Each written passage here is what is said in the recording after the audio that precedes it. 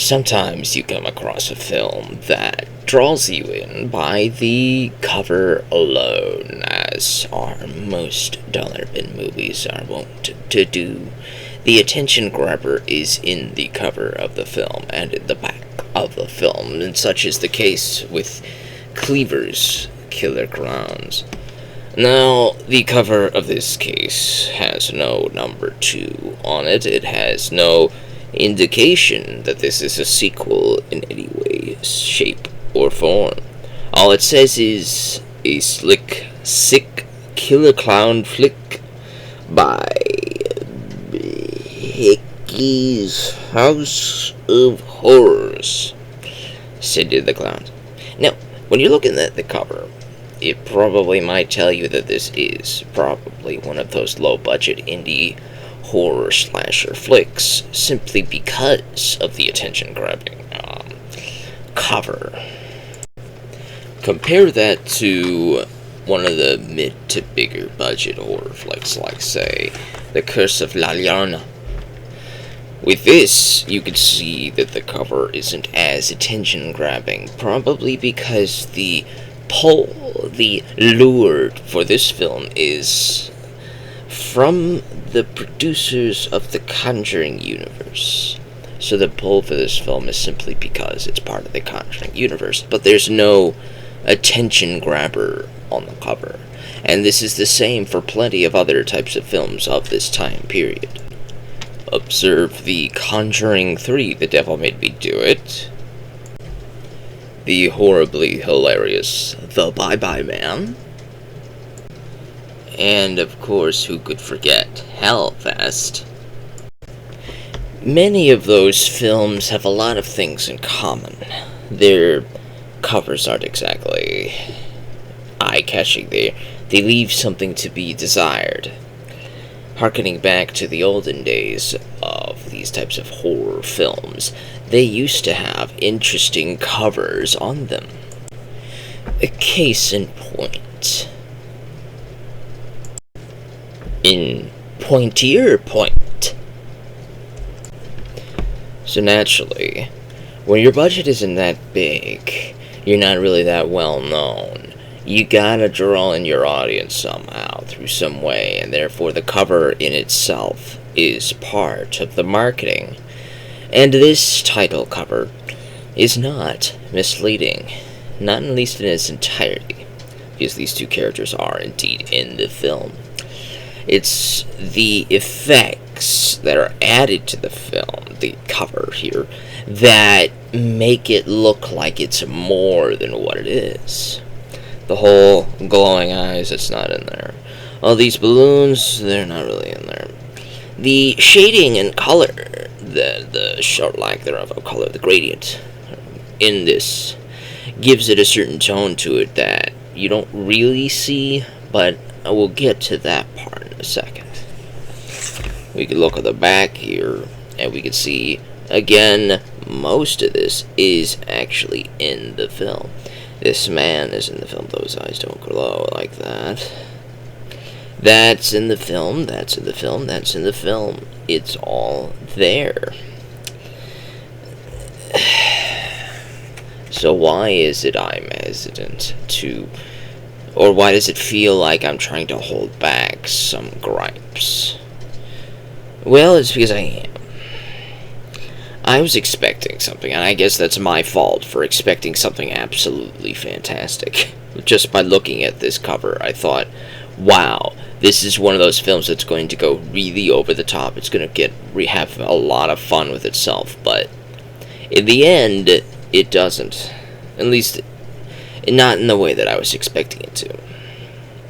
I wasn't really familiar as much with that little production company right there, 101 Films.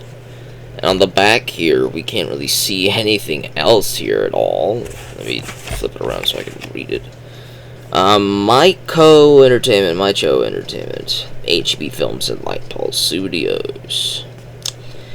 Yeah, and since you can see a lot of returning, recurring names here, a film by M.J. Dixon, story by M.J. Dixon, written and directed by M.J. Dixon. We see produced by Gianna Dixon. You can tell this is a very small film. Very small. The cast is small. The budget is even smaller. So it's definitely at its heart independent. It must have gotten swapped around from time to time until it eventually miraculously ended up on a hard copy. And honestly, I'm entertained by what I saw, but my expectations weren't met. That's more my fault than the movie's fault. I was expecting something else than what I got. What you're going to get, though, is surprising. It's not like Blue Call or something like that. It's not like Day of the Living Dead, where they're going to have a misleading title or a misleading cover, rather. And especially like Righteous Villains. They're not going to have misleading stuff on the case to draw you in to a film that is very lackluster. They're not going to do that. This film is not going to do that. What you see on the cover, if a bit exaggerated, hyperbolic for the sake of drawing your eye to the cover, and then the back here, for what it's worth, all of this is not misleading. It is in the film.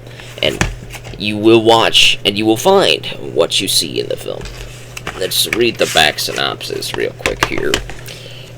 Jody Ann Howells, a survivor of the Still Rivers Massacre, is on the hunt for the man who turned her hometown into a nightmare. A figure connected to that night may be her only hope in saving an all-American family who have found themselves in the clutches of the Cleaver. Now, based on this back here, you might get the hint that this could be a sequel to something, but it doesn't really say that it is. You could just say, oh, this might be some interesting backstory to the character, but no. Apparently, this is a sequel.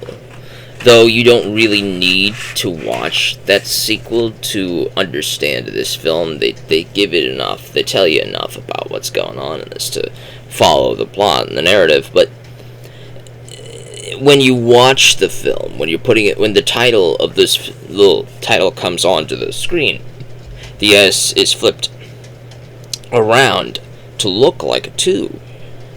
So you get the experience, you get the feeling that this is Cleaver 2 rather than Cleavers. It's an interesting title decision, but on the cover here you can clearly see that the S is correctly on the correct side or whatever, which indicates that this might not be a 2. So you can understand my disdain there for the lack of clarification on the cover that this is indeed a sequel and not a by itself introduction movie, whatever.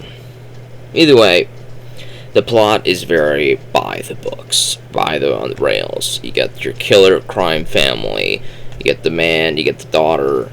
They're out in the middle of nowhere, out in the country, out in the sticks. They're kidnapping passersby, much like in Texas Chainsaw fashion. You got one of the characters out on the side of the road acting the part of an innocent person. This family picks them up, they drive them home, and then they get lured into the house, and then Mr. Cleaver Man happens and things go south from there.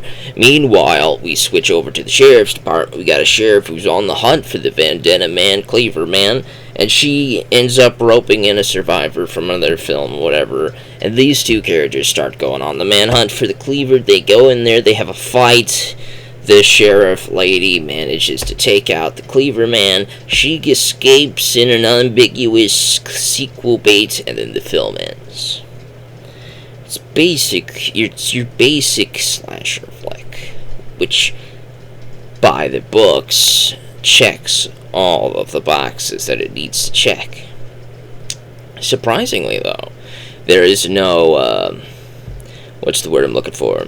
Back in the 70s and 80s, early 80s, back in the late 70s and early 80s, you had a certain type of thing in all of these slasher flicks that this one surprisingly lacks. I was not expecting that. Adult content, basically. There is none of that. Well, there's plenty of gore, but you know what I mean. There's none of that, and I was expecting to see that in a film like this. That's what you thought. Oh, this might be one of those sleazy slashers. Okay, get ready to expect what you're going to expect. Well, that surprised me. It's not in that. It doesn't rely on that type of thing to draw you in. It actually relies on other types of things. And you get to see how a low-budget special effects get to work out here. There's a lot of types of experimental gore effects and face mutilations using household items that you can pick up for very cheap. And you know that they're cheap effects, but you could watch this and you could see and appreciate their creativity behind it. There's a lot of things they do with the camera and this type of filter that they use on the camera to make it look a sort of like gritty 70s type of feel to it that you wouldn't expect for a film this cheap, which I respected because I really liked the type of filter that they used compared to a lot of the other digital films that I've got up here from independent, like Blue Call and Righteous Villains and Day of the Living Dead, Dollface, all those films I listed from the Dollar Bin videos. They don't have a filter, so to speak. They just have digital video so much.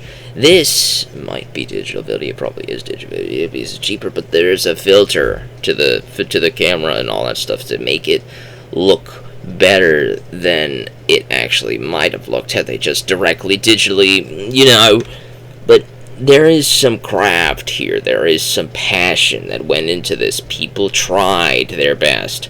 And while there are a fair few of these actors in here that I would question, these roles might be their very first roles, and you wouldn't know that if they had any previous roles prior, but they don't exactly act the part of believability. Though this guy is fantastically entertaining. He is fine. I have some questions about the tone of this character's voice and the way they speak. It doesn't exactly fit the character that they're playing. There's a couple other actors on here that don't really deliver as strongly as I might have hoped. But at the end of the day, you do have a very good low-budget independent film on your hands. And I would say if you want to see this, it's on Tubi for free. So go check it out. Support these guys, because at least these guys show off that they're trying. They want to make something. They want to put something out there, and they did. They went through it. They did the best, and it's very good in that regards. It's not like a big budget type of film that goes in all ham getting real actors, not real actors, but people who've been around for a while. It's not like that type of film. It's not. But I would say that because it's not, you can look at it a little bit more leniently. Again, compare this to the Bye Bye Man. We have here Universal Studios. We have on here in the back here, we've got STX Entertainment and Los Angeles Media Fund present an Intrepid Pictures Los Angeles Media Fund production. There's a lot of people who've been in other films in this. There's people who've been around the block. There's a budget in this. There's Carrie-Anne Moss in this, Trinity from the Matrix movies. There's people in this. So you look at this and you judge it far more harshly than you would something like this. This doesn't have the budget that this does. And yet this film has the same type of quality that this does. So while that's a con on this end, this one, it's a little bit more of a lift up. It's a little bit more of a pickup, I would even say that this film is superior to the Bye Bye Man simply because these guys are trying, and these guys don't look like they're trying their best. Though this is a very entertaining film. Give it a look.